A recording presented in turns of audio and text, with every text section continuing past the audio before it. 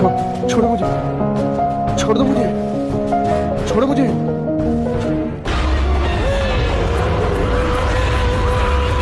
कहाँ लेके जा रहे हो मुझे?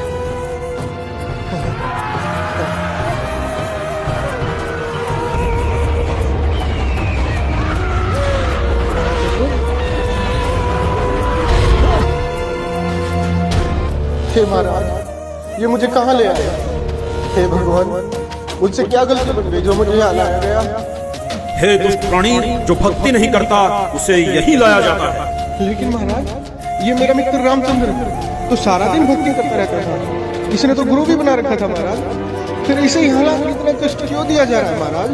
इसने जो भक्ति की वो शास्त्र विरुद्ध थी और इसके गुरु भी ढोंगी और पाखंडी थे, जिनको नाम दीक्षा देने का कोई अधिकार नहीं था। अपनी मर्जी से गुरु बनने वालों को भी यही सजा मिलती है। माफ करना महाराज, मुझे ये बात पहले किसी ने नहीं बताई। अच्छा, तुझे पता नहीं चला? ये देख दुष्ट, देखो, ये तो सभी जानते हैं कि गुरु बनाना जरूरी होता है, के बिना कितना कष्ट उठाना पड़ता है और नर्क में उस प्राणी को क्या क्या यातनाएं दी जाती हैं, तब आपकी। माफ करना महाराज, तो क्या मेरी बीवी का गुरु सच्चा है? हाँ, पूरी पृथ्वी पर केवल संत रामपाल जी महाराज ही नाम दीक्षा देने के अधिकारी और पूर्ण गुरु हैं। मेरा उनको नमन है। गलती हो गई महाराज, मुझे एक मौका दे दो महाराज, सिर्फ एक मौका। अब मैं गलती नहीं करूंगा भगवान, मुझे माफ कर दो भगवान, माफ कर दो मुझे। माफ? और तुझे?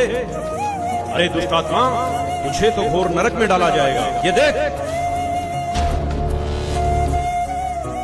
आगे धक्के खाकर शर्म तो तुझे आती नहीं है। शर्म किस बात की राम? मैं कोई गलत काम करने गई थी?